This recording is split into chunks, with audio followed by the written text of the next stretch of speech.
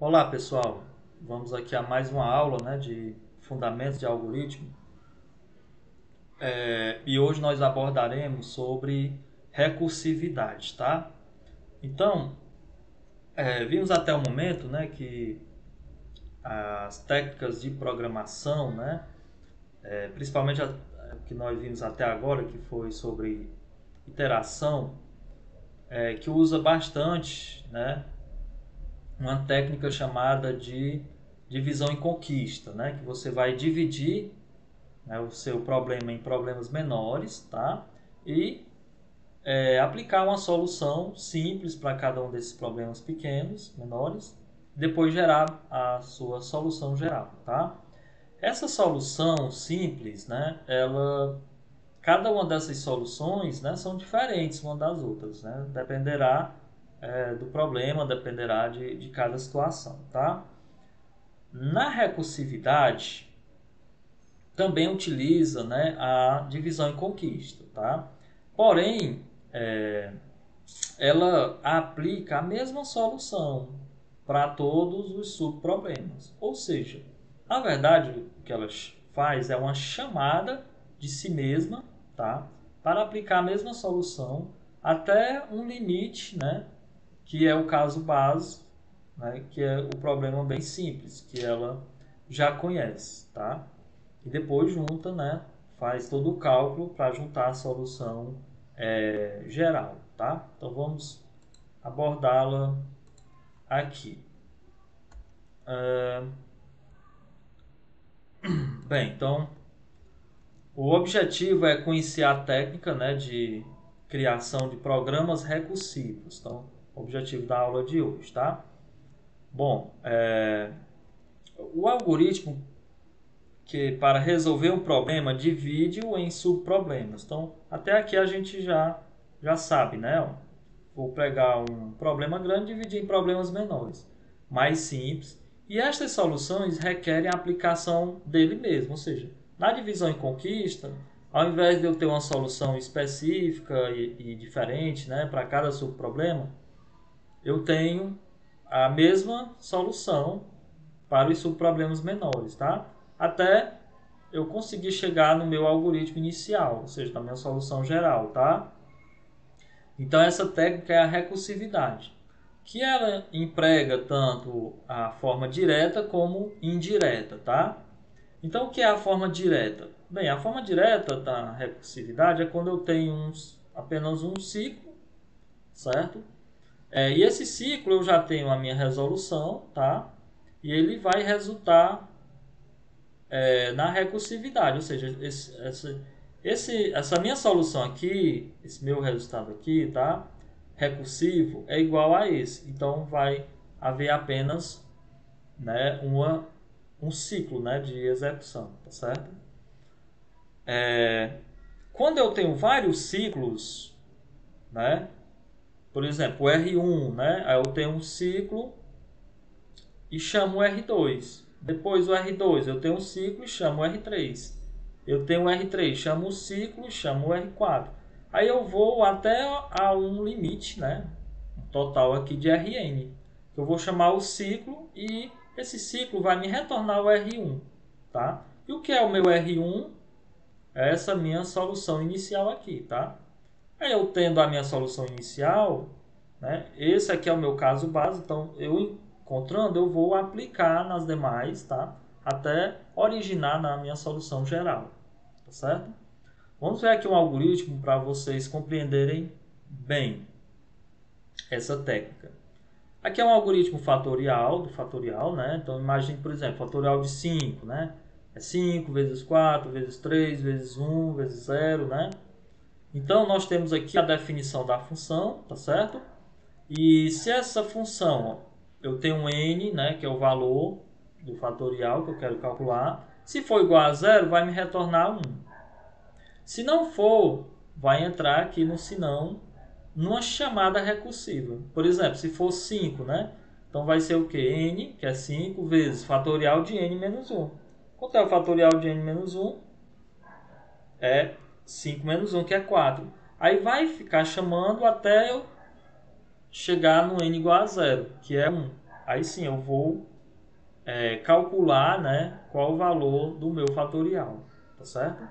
Essa parte aqui de baixo é a chamada dessa função, né, no qual o usuário vai digitar o valor. Então aqui é um pseudocódigo, tá?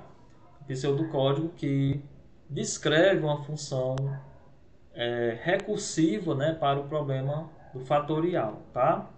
Vamos entender melhor como é que essa função se comporta numa chamada recursiva, tá certo? Numa chamada de recursiva. Então vamos lembrar que a leitura é sempre de baixo para cima.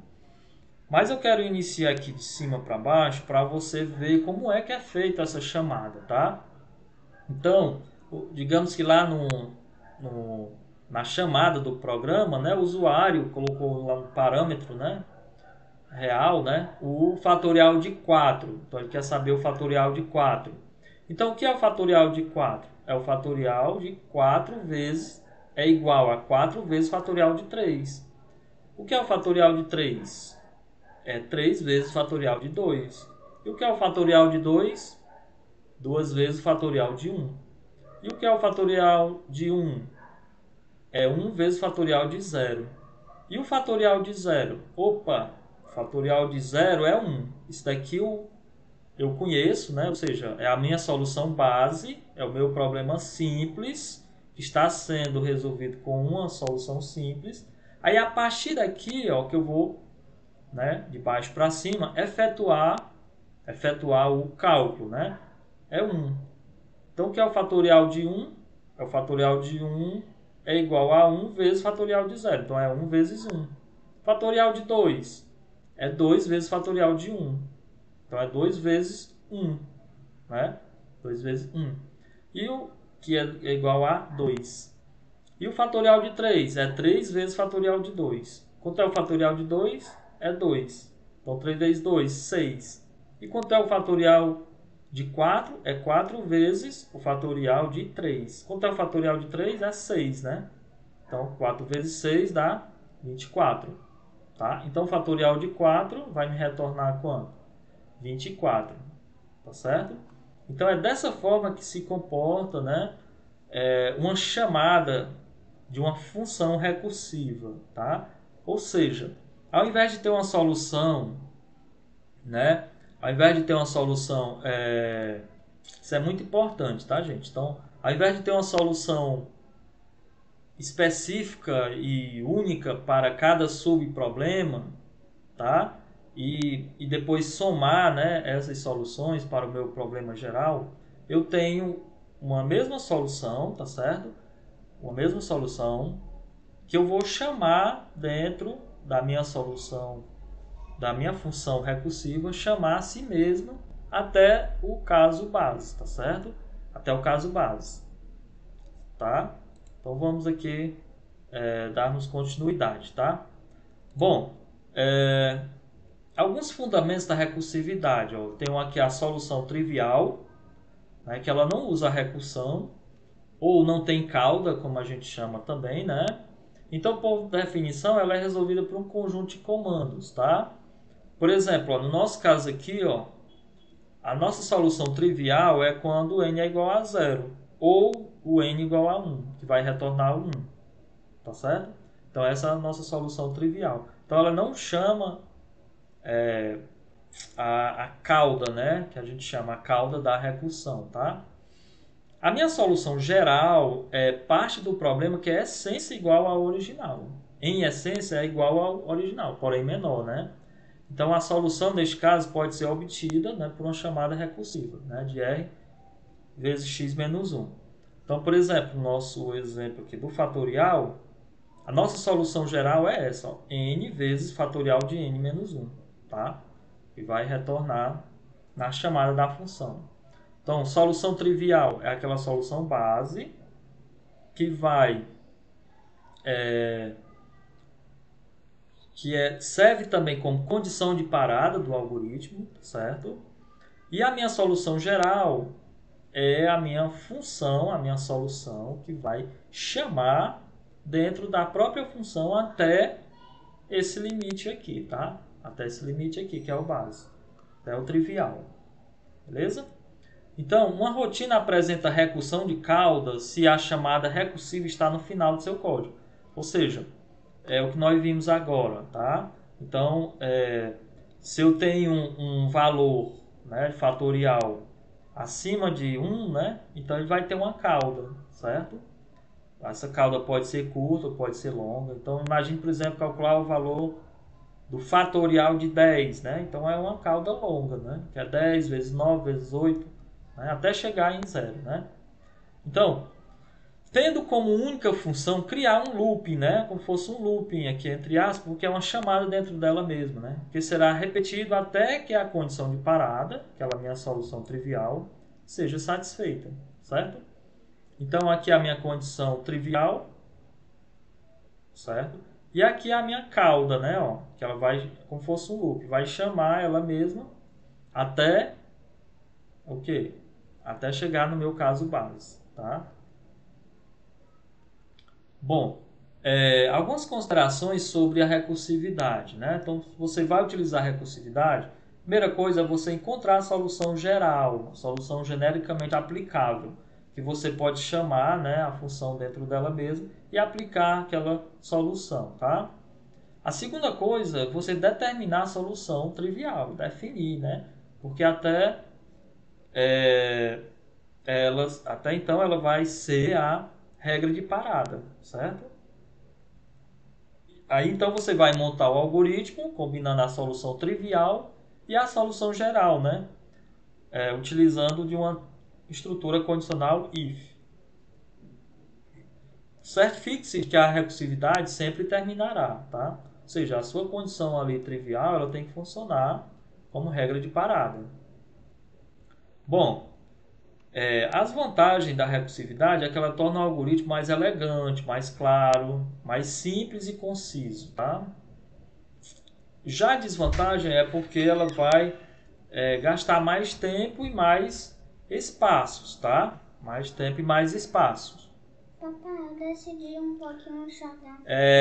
O algoritmo iterativo, na maioria das vezes, é mais eficiente do que o similar recursivo. Então, assim, na maioria dos casos, gente, o algoritmo iterativo, ou seja, que não usa a técnica da recursividade, ele é mais utilizado, né? E também mais eficiente. Por quê? Na questão de uso de espaço, né? Na questão de tempo de processamento, certo? Então, a recursividade ela deve ser aplicada em alguns casos específicos, tá? Beleza? Bom, gente, então é isso, né? A aula de hoje a gente vai abordar, a gente encerra com essa abordagem, né, da recursividade. Então, assim, peço que vocês estudem, eu vou passar em seguida a lista de exercícios, tá? E, e é isso, tá? Então, assim, recursividade, né, é uma técnica que você utiliza para resolver um problema chamando, né, a mesma função dentro dela mesma, ou seja, a mesma solução dentro da função original, tá? Até um caso base, beleza? Em contraponto a essa técnica, né, nós temos a técnica de iteração, né, iteratividade, né, que é até que você utiliza, né, normalmente para construir algoritmos e que não precisa de recursão, beleza? Então, até a próxima aula. Valeu!